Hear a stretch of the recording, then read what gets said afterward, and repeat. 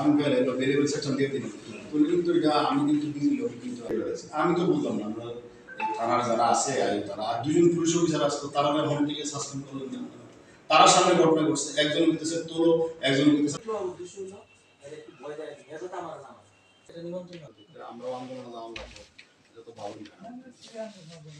না আছে এতদিনে 3-4 দিনে প্রথম দিন থেকে ওনারা বলেছিলেন অনেক কোম্পানিজ জিডিএনপি দিয়ে মারতে গেছে এবং মানে জানার লেগে আরেকটা সুদীপ শান্তর মতন ঘটনা ঘটতে গেলে কই এরকম সিরিয়াস হয় যদি নিজের ডিফেন্স না করতে পারতো যদি একটা বাড়ি মাথার উপরে পড়তো তাহলে একটু বড় ঘটনা ঘটতে পারে তো কইছি কিন্তু আমরা অ্যাকশন কিন্তু করতে আমরা তো কালকে থেকে আপনি কি করবেন স্যার? এই আমরা দেখেছি শুনেছি এবং পরশুদিন রাতে একটা বিয়ে বাড়িতে বুথের 21 নম্বর বুথের 22 নম্বর বুথের সেক্রেটারি প্রেসিডেন্ট প্রাক্তন প্রেসিডেন্ট জয়ন্ত গুপ ওকে খুবভাবে মানে উদ্দেশ্যমূলকভাবে কেন মণ্ডল প্রেসিডেন্ট দুর্নীতিগ্রস্ত নিউজ করে না এই অভিযোগ তুলে ওরা বলছে যে মণ্ডল প্রেসিডেন্ট এখানে যিনি আছেন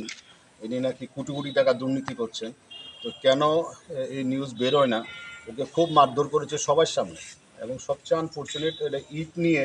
দুটো ইট নিয়ে ওকে জানে মারার জন্য চেষ্টা করেছে এবং ওই ঘটনাস্থলে দুজন পুলিশ অফিসার ছিল কি নাম তারা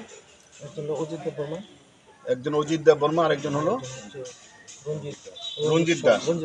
রঞ্জিত সরকার দুজনের সামনে মেরেছে এবং ওই দুজন পুলিশ অফিসারও ওই বুথে যিনি যে প্রাক্তন একটা দুর্বৃত্ত ড্রাগ পুলার ড্রাগের ব্যবসা করে নেশাখোর ওকে ভয় পাচ্ছে ওরা ভয় পেয়ে ওরে কিছুই করেনি এবং ওকে তুলেও আনেনি ওসি বলেছিল ওদেরকে অ্যারেস্ট করে আনার জন্য একটা ড্রাগ পুলারকে যে ড্রাগের ব্যবসা করে আমার কাছে মনে হয় যারা অ্যাকশন করেনি পুলিশ দুজন অফিসার ছিল ওরা হয়তো ড্রাগের শেয়ার পেতে পারে ওদের কাছ থেকে ড্রাগেরও তো ভাগবাটোরা পায় এবং কেন ওকে এখন পর্যন্ত অ্যারেস্ট করা হয়নি ও স্পেসিফিক সুনির্দিষ্টভাবে অভিযোগ দায়ের করেছে ঘটনার দিনে ওকে মেরে নাক ফাটিয়ে দেওয়া হয়েছে আশিসকে ও সাংঘাতিক অসুস্থ ছিল তো এরপরেও পুলিশ ব্যবস্থা নিন আজকে আমরা এডিশনাল এসপির সাথে দেখা করেছি আনফর্চুনেট এডিশনাল এসপি জানেই না কার উপর অ্যাটাক হয়েছে এটা আমি জানেই না যে মানে আশিসের উপর আশিস এত সিনিয়র সাংবাদিক ওর উপর অ্যাটাক হয়েছে মানে এই হলো পুলিশের এখানকার পুলিশের অবস্থা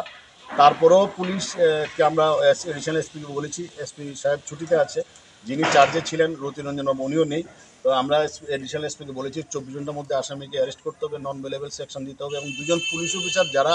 ঘটনাস্থলে ছিল ওরা যেমন ব্যবস্থা নিয়ে ওদেরকে সাসপেন্ড করতে হবে যদি না করে তাহলে কিন্তু আমরা বৃহত্তর আন্দোলন আমরা করব আমরা খোয়াই এসেই আমরা এখানে অবরোধ করব আমরা এখানে বসবো রাজ্যের সাংবাদিকটা এখানে আমরা ধর্ণা করব কারণ আমরা এই শোটা ছেড়ে দেবো না এটা ভাবার কোনো এর আগেও একবার আশিস চক্র উপর আক্রমণ করেছি এই ড্রাকুলার এই দুর্বৃত্তরা এই কী নাম